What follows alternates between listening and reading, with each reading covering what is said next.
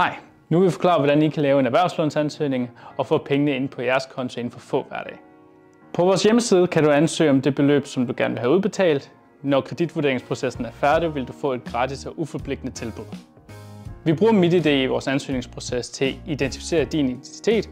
Det gør vi for sikkerhed, og derudover skal vi også bruge dine oplysninger til virksomheden, så vi kan komme i takt til dig omkring kreditvurderingen. Vi vil også skulle bruge årsagen til, at du skal bruge lånet af juridiske årsager. Vi skal også bruge 2 dokumenter. Vi skal bruge 6 måneders bankudskrifter fra virksomhedens driftskonto som dokumentation på omsætningen og til brug i kreditvurderingen. Du kan give adgang til det igennem vores integration med Klarna. Klarna vil du give mulighed for at gøre det automatisk, men det er ikke alle banker, Klarna har givet adgang til endnu. Hvis du ikke kan se din bank på listen, så skal du sende det som en PDF til os. Vi skal også bruge din personlige årsopgørelse. Det skal vi gøre, fordi du personligt hæfter for lånet. Det kan du også gøre ved at sende som PDF, eller du kan bruge vores e-skat-funktion til at give adgang med MitID og så sende det automatisk til os.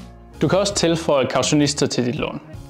Det kan bruges til at styrke dit bagland til risikovurdering, og det vil være personer, som er i virksomheden allerede. Det kan være bestyrelsesmedlemmer, direktører eller andre medejere. Hvis du er en enkeltmandsvirksomhed eller en privat mindre virksomhed, så kan du ikke have nogen andre kautionister. Når du sender en ansøgning ind til os, så vil vi trække en AQI-rapport på dig, din virksomhed og de kautionister, der er med på lånet. Hvis alting stemmer, vil vi kunne sende et tilbud afsted til dig med det samme. Det kan godt være, at vi har brug for at kontakte dig. Det vil vi enten gøre igennem mail eller telefon. Og for at kunne gøre krav på lånet, så vil du skulle svare på nogle hurtige spørgsmål, og så bagefter underskrive med MitID. Når dit lån er blevet udbetalt, så vil du modtage en ny kundeprofil på kundeplatformen MyCredit. Her vil du kunne se oplysninger omkring dit lån og processen, den er i. Og du vil også kunne ansøge om forhøjelser, efter du har betalt lånet af i et stykke tid. Jeg håber, det her kunne hjælpe dig med din ansøgning. Hvis du har nogle spørgsmål, så kan du endelig tage kontakt til os på vores telefon eller vores e-mail.